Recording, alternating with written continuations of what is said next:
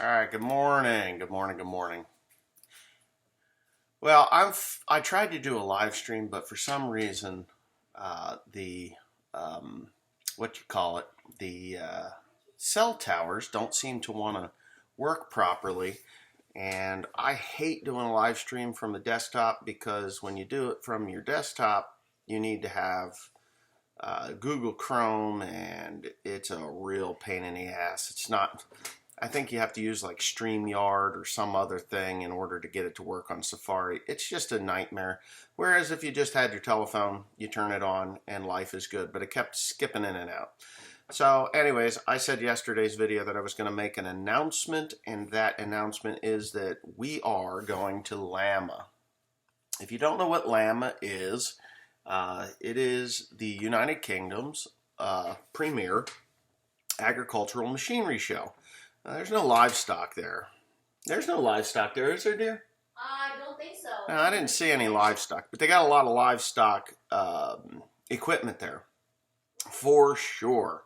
You can, and it's. I went last year, and believe it or not, I was sick. I was really sick. What did we end up with, dear?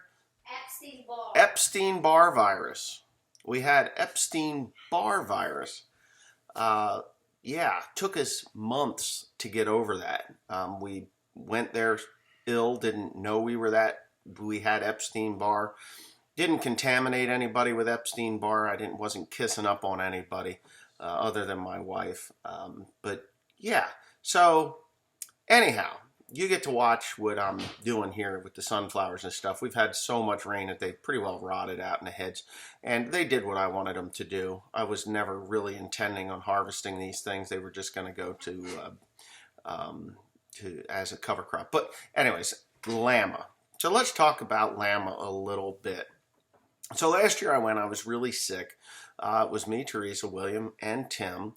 We met up with George Saunders, Lord Muck, and Paul Freeman. Paul Freeman he is or was or continues to be Lord Muck's cameraman. So when Kurt or Lord Muck does a video, out and about, he would employ Paul to come and hold the camera for him. And I like Paul. Paul's a good guy. Everybody that we encounter across the pond is a good buy, are good people. They're good people. I haven't found anything weird about them. I'm sure they think I'm freaking nuts. But anyway, with that being said, we are going back to LAMMA, and we're going to do the show again. I do have a couple of surprises that we're going to reveal after I get back from the show. I'm going to try and do a couple of videos while I'm there, just maybe a short live stream here and there. It's kind of tough to do that over there because their internet, with their telephones are a little bit different than what we have here in the United States, but all in all, it'll work out just fine. So we will be leaving tonight, taking off from John F. Kennedy Airport in New York City. And we'll be landing tomorrow morning at about 7 o'clock in London Heathrow, where we will rent our car and take off for the show. The day before, tomorrow night we will meet up with George and Kurt and Liz and Kim and Paul, and we'll have our dinner like we had last year. Same thing, kind of plan what we're going to be doing or get up to speed with what we're going to be doing throughout the course of that day.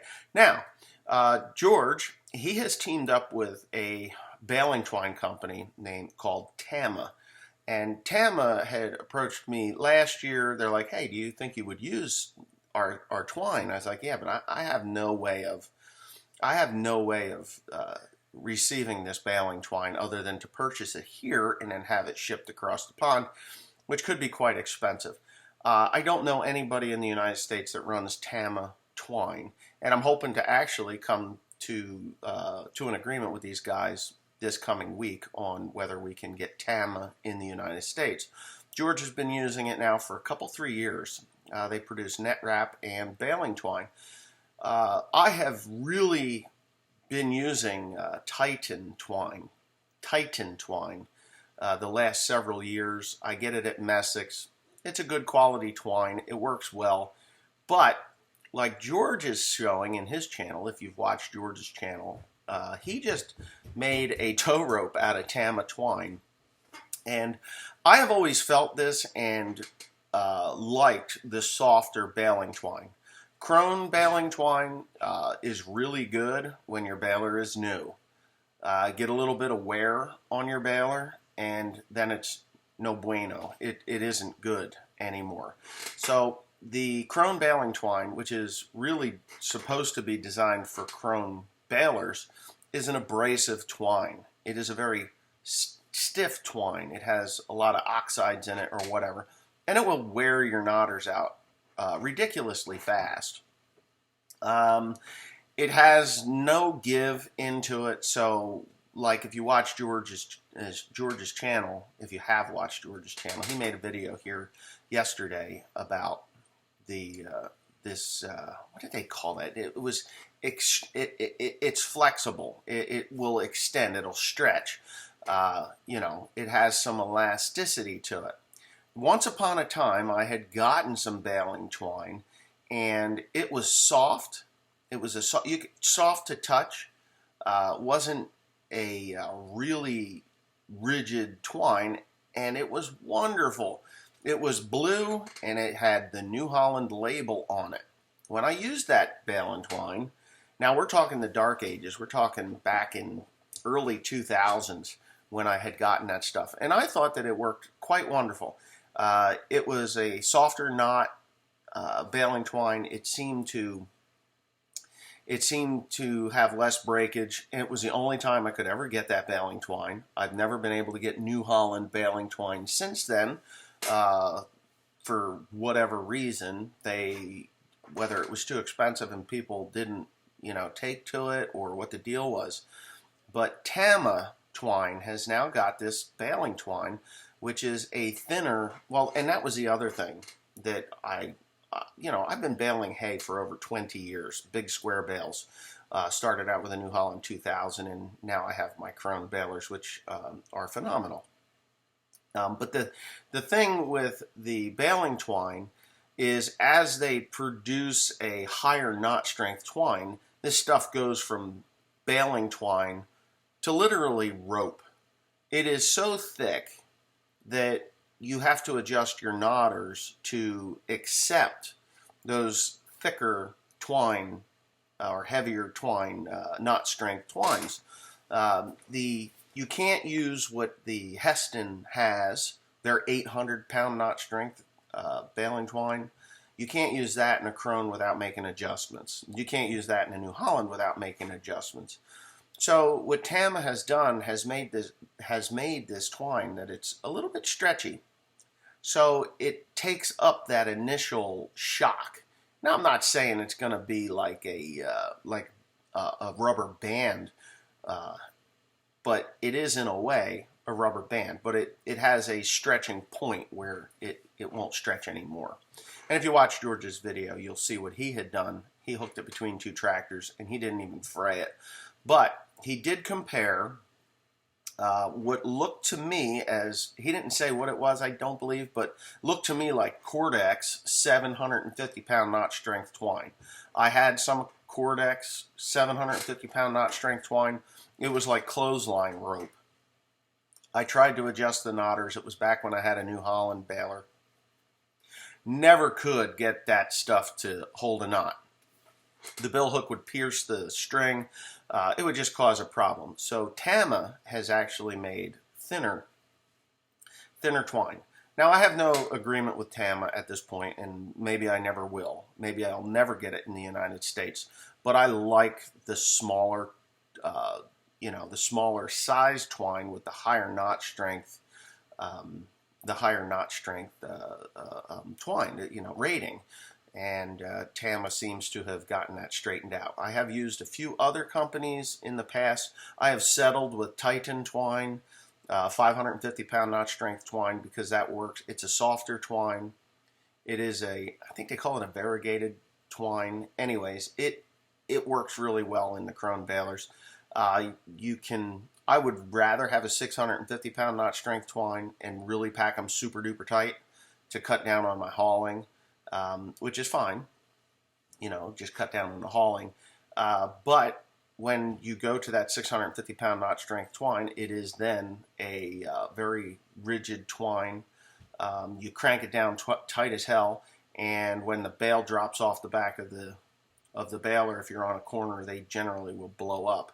And that's why I just decided, you know what, I'm just going to make an average weight bale, 1,500 pound bale. I'm going to use this 550 pound knot strength twine. It's a quality twine, and we're just not even going to we're not going to try and pack as much into that bale as we possibly can and push that twine to its limits. And I'm kind of hoping that I can get a pallet or two of the Tama twine shipped to the United States so that I can actually do that. And I'm going to work on that while I'm over there, because I really, really am a baling twine connoisseur. And if you've baled hay for any amount of time, you already know this. Maybe you don't. But if you're new to baling hay in the small bale world or even the large square bale world, round bales don't matter. It's all net wrapped now. I don't think they even make a string wrap model anymore. What you're going to find out is that baling twine, even in the same pallet, can vary greatly. If you start having knotter problems, the first thing you do is grab a wrench, you start tightening, loosening, and adjusting the knotters. Actually, the first thing that you should be doing is pulling that ball of twine out and replacing it with another one to see if it corrects the problem. And if that doesn't correct the problem, do it again.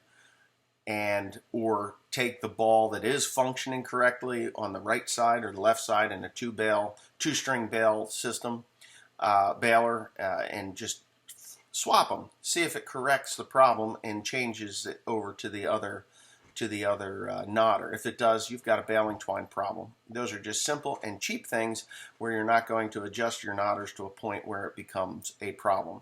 So I could teach classes on baling twine and knotters because I have so much experience with them. When you have 6 knotters singing along on a baler, whether it's a New Holland, Heston, Krone, Kuhn, Deere, whatever you use, class, as they call them over in Europe or England, I could teach classes on these things because there's so much that you learn when you do the volumes of hay that I've done. And I really would be, it would be really cool to be able to get these different companies' baling twines in and give them a test and, really be able to endorse and, maybe get a lot of sales in the United States on big baling twine, and even small square baling twine. In a small square baler, I would not recommend anything under 210 knot strength. 210 pound knot strength on a small square baler. You can really pack them in nice and tight, and they work really well. And I'm sure Tama has something between 200 and 250 pound knot strength specifically for those. And I'd really like to test it. I'd love to test it. So anyways, that's just a small thing that I'm going to be working on over there. The other thing is an interview with a new machine that's out on the market, and I'm supposed to be getting permission to get up in it. Nobody else will be able to get in it at the show. I'm looking forward to it. I won't tell you what it is until I've been through it. And I will not be able to lift the panels. I will not be able to film any of the internal workings of that machine, but I will be able to get in the cab and talk to the manufacturer that represents that machine and, just get a first-hand look at it that nobody else has been able to do thus far. These things have been in the field in limited quantities, and they've been advertised on TV, but nobody's actually got one in the field yet that I know of that they've been able to buy. I have no idea what the price range is, but I will be able to answer some of those questions, and hopefully you guys enjoy that. So stick around. And what you have been watching was a 3.5-inch rainfall and me going from different fields my fields and other people's fields and showing runoff and my progress with regenerative agriculture. So I hope you all enjoyed this. If you're in the UK and you're planning on going to LAMMA, come see me. I will be at the Tama booth along with George and Kurt and other places. And you're about to see my ugly mug. And, come see me, shake my hand, have a quick conversation. Last year, there were some guys that just stuck around, and it didn't annoy me. Believe me, I can talk until my throat falls off. But it did annoy some of the other people that really wanted to talk to me and couldn't because you were taking up an awful lot of my time. I would talk to everybody all day. As a matter of fact, if it was up to me at the end of the show, I would go down, I would find a large venue, a pub or whatever, invite everybody back, and you could buy me supper or something. No, I'm just kidding. But I would definitely do that so that you can all have a good time. But it's not going to happen because we're just limited on the time. I will only be there for 6 days. There's some things going on that, I just can't be away from the farm for that long. We've got things that need to be done. I am going with my wife and my son, William, Teresa and William, and myself. No Tim this coming year. Just not going to be there. He has to move hay. He's got to work. He has to work. That's just the way it is. I told him last year, I said, you want to come again, you got to save your money. And he didn't do that. And now he's got to work to make money. And anyways, so the farm will be running and functioning like normal. The only difference is the boss isn't going to be there for 6 days. So anyway, with that being said, thanks for watching, and I hope to see you at the show. Just be mindful of other people around you.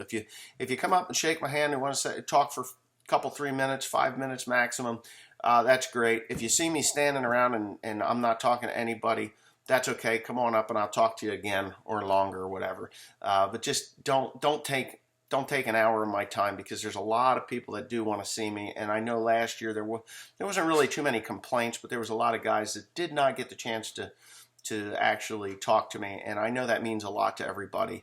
It means a lot to me too because I'm just some dumb farmer from New Jersey with a big load of opinions, political and equipment wise, and I'm not afraid to say it. That's another thing. If I see something that's a piece of junk, I'm going to let you know that it's a piece of junk, and I'll even tell the equipment manufacturers that it's really stupid the way you did this. And of course, they're not the engineer, and they're like, yeah, well, it's the way we do things, and that's the way it should be. And, we're better than everybody else because of that, which in most cases, it's not. They overcomplicate some things, and it makes it more difficult for a farmer to work around problems like that. And those are my opinions that I'm strong, that I'm most strong about. So anyways, with that being said, guys, I hope to see you there. Come on up, shake my hand, have a quick conversation, and move on so that somebody else can do the same. It's courtesy, and believe me, I love to talk. I just don't know how to shut up sometimes. And you know that. Everybody that watches my channel knows that. And yeah, I'm not sick. The little congestion that you hear is from corn dust. I worked really hard to get the grain bin emptied out, and it did get emptied out. And today, in the next 10 minutes, I have to get my ass out of here so that I can take the trailer back to the rental place. I rented the trailer. If you didn't know that, that's what I did. So anyways, have a nice day. Hope to see you at LAMMA. Yeah, should be a lot of fun. Should be a boatload of fun. Really, it is. Don't be shy. Come see me. It's okay. I am nothing more than a guy with a camera. That's it. Don't be intimidated. I saw a lot of guys last year that were just like, I think that's that one lonely farmer guy, but I'm not sure. But yes, it is me. I will be there. I was there last year, had a great time, and I'll see you there.